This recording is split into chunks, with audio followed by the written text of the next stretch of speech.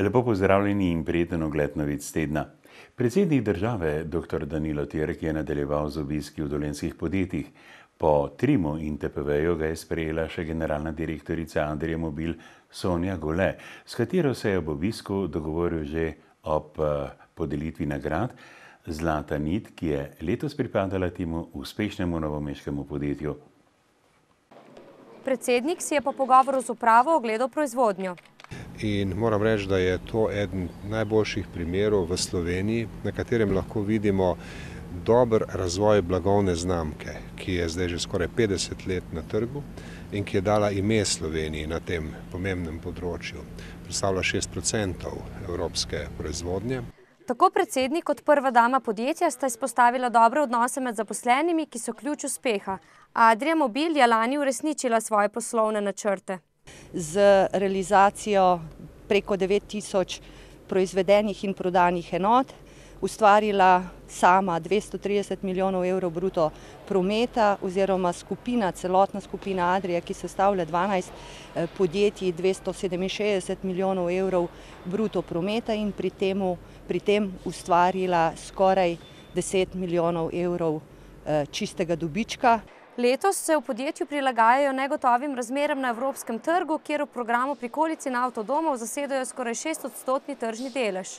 So pa ponosni na številna priznanja, s katerimi dvigujejo ugled svoje blagovne znamke. Nenazadnje pred dobrim tednom smo dobili podobno potrditev o najboljši blagovni znamki iz Nemčije tudi od bralcev Promobila.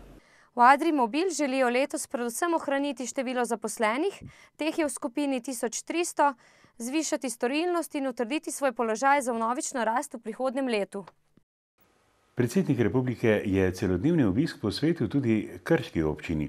Srečal se je z vodstvom občine, med drugim si je ogledal stalno zbirko Mestnega muzeja Krško, obiskal osnovno šolo Leskovec pri Krškem ter nuklearno elektrarno. Po uvodnem sproščujočem sprehodu skozi mestno središče se je predsednik v Mestnem muzeju najprej sestal z vodstvom občine, kjer so ga seznanili z delom in s projekti. Türk je poudaril, da je Krška občina uspešna občina, ki ima dobro urejeno prostorsko načrtovanje in je razvita na vseh ravneh. Tako na gospodarski ravni, kot tudi na ravni razvoja kulture, umetnosti, muzejske dejavnosti.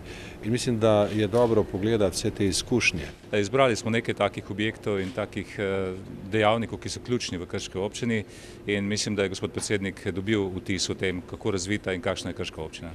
Velik del obiska je posvetil krški nuklearki, za katero je predsednik prepričan, da bo odigrala pomembno vlogo tudi v nadaljnji skupni energetski strategiji Slovenije. Dotaknil se je tudi podaljšanja njenega obratovanja. Nuklearna elektrarna je zamišljena za 40-letno obratovanje, sedaj jih ima 30 let za sabo. Projekti, ki so narejeni za do 60-letno življenjsko dobo, so v visoki stopni, rekel bi, priprave, tako da verjamem, da je osnovna smer razvoja tu. Gospod predsednik je izpostavil zelo aktualna vprašanja, predvsem pomembnosti komunikacije z vsemi vrstami javnosti, proaktivne komunikacije o nekih pomembnih vprašanjih, kot so stresni testi, kar smo seveda vzeli kot nalogo, čeprav je to tudi v naših načrtih. Novomeški rojak in olimpijonik Leon Štukelj je bil ne samo vrhunski športnik, ampak tudi velik človek. Ob spominskem dnevu mestne občine in v letu Evropske prestolnice kulture so tik pred Kandijskim mostom slavnostno odkrili skulpturo ruske umetnice Stanislave Kalinine. Kip, težak 70 kg in velik 120 cm, postavljen na kraški kamen, bo poslej ob Kandijskem mostu mimoidoče vedno znova spomnil na lik, delo in simbol dolenjskega rojaka. Da je to najprimernejša lokacija ob Kandijskem mostu nasproti Vindišarjeve hiše. Zakaj? Zato, ker simbolično povezuje z rojstno hišo Leona Štukla ob Kandijski cesti in Vindišarjevim vrtom, kjer je Leon Štukelj tudi treniral. Pozneje se je preselil v Maribor. Tako sta mesti v olimpijskem letu in letu EPK-ja, katerega nosilec je Maribor, Novo mesto pa je eno od partnerskih mest, simbolno še bolj povezani. Mislim, da se s tem nekako oddolžujemo Leonu Štuklu za njegova dejanja, ki jih je storil za Slovenijo in za Novo mesto. Sem izredno presenečena, zelo posrečeno, krasna lokacija in mlada umetnica se je res izkazala. Mlada ruska kiparka je kip zasnovala za diplomsko nalogo, potem pa se je odločila, da ga podari Novemu mestu. Pokazala sem delo slovenskim strokovnjakom in tudi Mateji Jerič z novomeške občine in bila je navdušena. Zelo sem si želela, da bi ta kip nekje stal in sem vesela, da se mi je ta želja uresničila. Je še toliko bolj prišla do izraza ta simbolika Leona Štukla, da ni poznan samo po Sloveniji, po Evropi, po starejših generacijah, ampak tudi pri tako mladih likovnih ustvarjalcih in to še v veliki Rusiji. Poleg stalne razstave v muzeju, športne dvorane in ceste zdaj Štukljev spomin v njegovem rojstnem mestu tako obeležuje še skulptura. Osrednji dogodek ob praznovanju občinskega praznika v Krškem je bila slavnostna akademija s podelitvijo priznanj. Prvič v zgodovini samostojne Slovenije so podelili tudi naziv častnega občana. Za uspešno in vidno delovanje na področju gospodarstva in za izjemne dosežke v energetiki ga je prejel Stanislav Rožman. Na nek način sem presenečen, da so se predlagatelji in vsi, ki so v procesu sodelovali, za to odločili. Zame življenje enako teče naprej, kot je doslej. Je pa neka mogoče inspiracija v nekem trenutku. Za življenjsko delo na področju društvenega in družbenega življenja so veliki znak občine izročili Lojzetu Štihu. To priznanje kaže na to, da so te opazili pri tvojem delu, da ga nekje spoštuje, da so ga znali oceniti, skratka, da si v življenju nekaj naredil in da so ljudje to sprejeli kot nekaj dobrega. Podelili so tudi 3 znake občine in 5 priznanj. Sicer pa je dogodek minil v znamenju 30. obletnice sodelovanja med občinama Krško in Obrichheim. Ob tej priložnosti je tako župan te nemške občine prejel zlato plaketo. Ich komme 22 Jahre hierher. 22 let prihajam sem v Slovenijo, včasih večkrat na leto. Tukaj sem sklenil veliko prijateljstv. Današnje priznanje ni samo moje, ampak od vseh, ki so pripomogli k temu partnerstvu. No, 30-letnica sodelovanja je pravzaprav neka zelo dolga doba in ta doba pokaže, to je že toliko enih preizkušenj, da pokaže, ali je tako prijateljstvo iskreno, trdno, ali pa to neka, bom rekel, politična floskula ali pa nek konstrukt. No, v tem primeru se seveda kaže na to, da je to res pristno sodelovanje. Letošnji občinski praznik, v okviru katerega so pripravili več kot 50 dogodkov, bodo sklenili prihodnji teden. Z namenom spodbuditi inovacijsko dejavnost na Dolenjskem in v Beli krajini ter povečati konkurenčnost gospodarstva v regiji in predstaviti inovacijske dosežke, ki so plod domačega znanja, Gospodarska zbornica Dolenjske in Bele krajine v sklopu sekcije za kakovost in inovativnost vsako leto nagradi najbolj inovativne med inovativnimi. Tokrat so se zbrali na Otočcu. Za 5. razpis za inovacije za leto 2011 je zbornica prejela 13 prijav. Svoje inovativne predloge pa je podalo 11 podjetij. Podjetja, ki se prijavljajo na te razpise, imajo bistveno višje zavedanje za področje inovacij, za področje konkurenčnosti, ne nazadnje tudi dvig produktivnosti, kot mogoče ostala podjetja. Ampak mi želimo v prihodnosti, da tudi ta ostala podjetja, ki v letošnjem letu niso se prijavili na ta razpis, da se prijavijo prihodnjič. V znanje in raziskave je treba stalno vlagati, je poudaril predsednik Regijske gospodarske zbornice.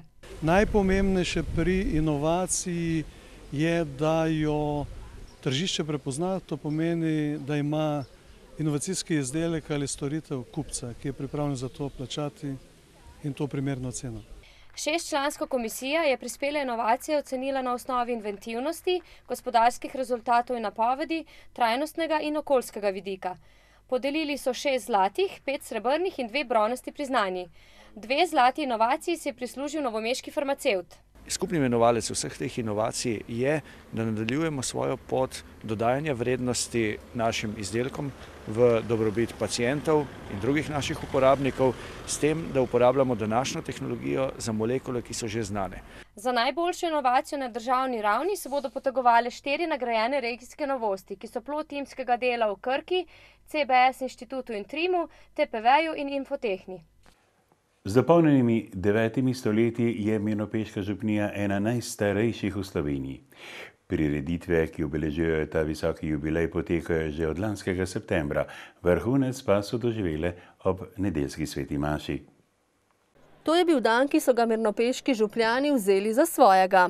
Gotovo gre za eno močno pričevanje vere skozi vseh 9 stoletij, evangelija, ki je oblikoval eno kulturo, življenje teh preprostih ljudi tukaj. Mirna Peč ima dolgo zgodovino, je bila prav fara pred Novim mestom, mislim, okrog 200 let je bila Mirna Peč prej fara kot Novo mesto. Ima bogato zgodovino z izgradnjo železnice in potem ceste Bratve in Enotnosti se je pač razvoj v Mirni Peči malo ustavil. V tem tednu so sicer obhajali gor župnijskih zavetnikov, svetega Kancijana, Kancija, Kancijanile in Prota. Nimamo nobene stvari, za katero bi lahko rekli, to je pa v Mirni Peči staro 900 let. Imamo pa zglede, imamo pa pričevanje naših dedov. In to je tisto, kar je naša največja dota. Ta 900-letnica je sicer ena najdaljših obdobij praznovanja župnije in mislim, da je prav, da se je tudi na ta način nekako spomnimo in tudi, da je ljudje tudi nekako počastijo v takem duhu in s takim številom, kot so danes tukaj prisotni. K temu bogoslužju so bili sicer poleg domačih duhovnikov in redovnic povabljeni tudi vsi nekdanji mirnopeški župniki in kaplani in vsi dekanijski duhovniki. V Posavski gospodarski zbornici od leta 2003 podeljujejo priznanja inovativnim podjetjem, organizacijam in posameznikom v tem delu Slovenije. Letos so med 11 prijavljenimi razglasili 10 najbolj inovativnih. V zadnjih letih se na razpis prijavi približno enako število inovacij, a se njihova kakovost izboljšuje, je ob podelitvi priznanj v Krškem povedal predsednik regionalne komisije za ocenjevanje inovacij pri Posavski gospodarski zbornici Tomaž Žagar. Opažajo pa, da je veliko prijav iz gospodarstva. Vendar pa poznamo tudi inovacije v javnem sektorju in tudi inovacije, ki niso direktno povezane s tehničnimi proizvodi, vendar so povezane z postopki vodenja in upravljanja. Letos so imeli le eno takšno inovacijo, dodaja. Sicer pa se bodo letos za priznanje na državni ravni potegovali Danijel Mižigoj z odvodom urina iz katetra in podjetje Ino Brežice z mulčerjem Triplex 800, oba z zlatim priznanjem, ter kostanjeviško podjetje Rezistek z robotsko celico s submikrometrsko resolucijo, za katero so si prislužili srebrno priznanje. Ta element sam je to nekaj evrov, ampak kakega značaja pa to? Drugače, moralnega in pa higienskega, je pa neprecenljiv. Ker če bi jaz naredil tam eno stvarco, ki je vredna 100 000, pa ne 1000 evrov, bi vedel krat 15% ali pa ne in koliko bi to kasiral. Tle pa ta minimalna vrednost. Direktor Posavske gospodarske zbornice Darko Gorišek je ob podelitvi poudaril, da krizni časi inovatorstvu niso naklonjeni. Problem je v tem, da kolikor podjetje nagradi inovatorja, mora podjetje dodatno plačati vse prispevke in vse tisto, kar poleg osebnih dohodkov pripada. Zato bodo pozvali ministrstvi za gospodarstvo in delo, da bi inovatorjem priznali posebno olajšavo oziroma da nagrade inovativnim ne bi sodile v osebni dohodek.